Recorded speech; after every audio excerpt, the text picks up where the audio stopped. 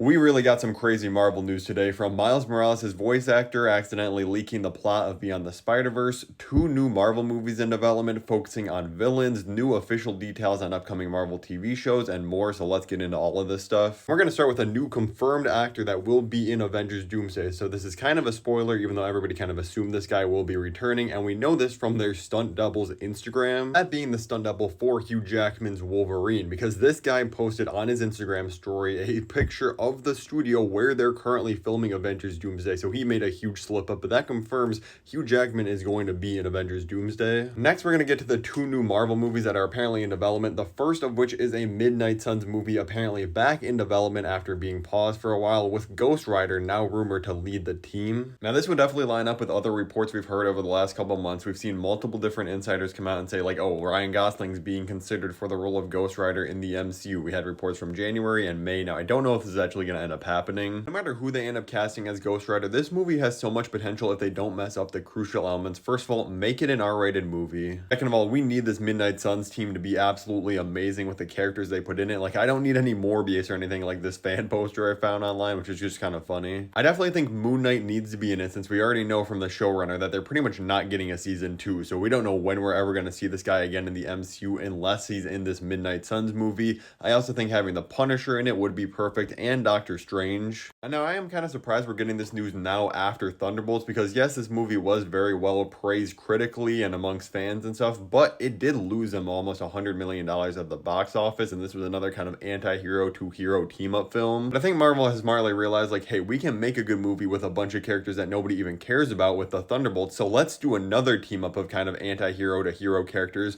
but put in all the big heavy hitters like a Ghost Rider, maybe introducing Mahershala Ali as Blade finally, having Moon Knight, Doctor Strange in here. Like, Doctor Strange in the Multiverse of Madness almost made $1 billion. Especially if they do cast someone huge for Ghost Rider, like Ryan Gosling or another actor of his level, and release it around like Avengers Secret Wars. This could be a huge box office hit, honestly. You know what I really don't have faith in is the second project focusing on a villain that Marvel's apparently developing, which is a Hercules project. Now, it specifically says project. We don't know if this is going to be like a special, like the Punisher's getting, that's like an hour-long thing on Disney Plus. I don't know if they'd give Hercules his own TV show, but who knows? We got characters like Ironheart and Wonder Man and Agatha getting their own TV show, so I'm not even ruling that out. Listen, Brett Goldstein could be good as Hercules, but I feel like we need to leave this kind of era of Thor and Thor Love and Thunder behind. The movie was a huge flop amongst fans. Nobody really liked this film. And deciding to give the villain that was only revealed in the post-credit scene in that movie his own project right after you announce that, hey, yeah, the MCU is going to start focusing on quality over quantity is just not what you need to be doing right now. There's so many other characters that deserve a show or movie before this guy, I'm not gonna lie. Speaking of Ironheart, which I did just mention, Dominique Thorne, who's playing the character, asked if she'll be returning in the upcoming Avengers films, and she said, yeah, I don't know what I can say. The odds might be in our favor. Who knows? We'll see. And she was asked about the possibility of a season 2 of Ironheart, and she just says no, she hasn't heard anything about it yet, which honestly, I feel like this is definitely on the chopping block. Like, Marvel seems like they want to just dump this show at the end of June over 1 week, get it out there, and move past this era where they were just pumping out TV shows for every single side character imaginable. We also got some new info about the Eyes of Wakanda TV show. It's only going to be 4 episodes, and each episode is going to be 30 minutes long, and we have to assume the credits are probably going to be at least like 6 minutes long, so you're pretty much going to be getting like an hour and 20 minutes of content here. This is being executive produced by Ryan Coogler, who obviously directed the Black Panther movies, and it's going to be focusing on these Wakandans going kind of back through history. Apparently, we don't know if it's going to be time travel or just like skipping through different periods in history, and they're trying to recover these Wakandan artifacts. This is another thing, like, if you're gonna do this show, why not actually make it a full-blown like spin-off TV show? Give it like 10 episodes or something and really explore this world and the history of Wakanda or something. Like, 4 episodes 30-minute long, that's not long enough to make anybody even really care about checking this out. I feel like they're already doing this with other shows, like Your Friendly Neighborhood Spider-Man's planning to go like 3 to 4 seasons, X-Men 97, kind of the same thing. Why not do that with these other shows instead of just dumping these same like limited series? Shameik Moore answered a question on a red carpet, and it has everybody losing their minds, but let's see what you guys think, because he did clarify and try to clean up after his track. So pretty much someone talked to him about the movie,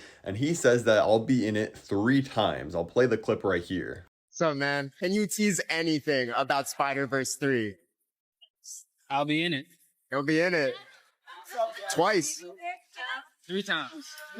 So very clearly he's asked, can you tease anything about Beyond the Spider-Verse? And he says, I'll be in it. The guy says, oh, you'll be in it twice, referencing obviously both the Earth 42 and the main universe Miles Morales. And he says, I'll be in it 3 times. And then less than 24 hours after that clip starts surfacing and it picks up headlines, he comes out and clarifies with the most PR trained answer imaginable, saying, oh, I was talking about 3 movies, not 3 characters. Now, the only reason I kind of believe his excuse here, and that maybe he just got confused by the question, is that Earth 42 Miles is actually not voiced by Shameik Moore. It's a different voice actor, so he's technically only in like Across the Spider-Verse once, and we know these are both in Beyond the Spider-Verse, so he'd really have to be playing 2 new versions of Miles. Like I said, this is on a red carpet and everything. There's lots of stuff going on. Maybe he wasn't fully paying attention, but it definitely seems like he was straight up saying like, yeah, there's gonna be 3 Miles Moraleses in this movie. Let me know in the comments below. Do you think he was saying there's gonna be a 3rd Miles Morales in this movie, or he just got misquoted and he's actually just saying like, yeah, this is the 3rd time I'm playing Miles? Speaking of Beyond the Spider-Verse, if you want to see all the official images and news that has been revealed about the movie so far, click the video at the top of the screen, or if you want to hear the latest news about Thor 5 and the new villain in that film, click the video at the bottom, and thank you so much for watching.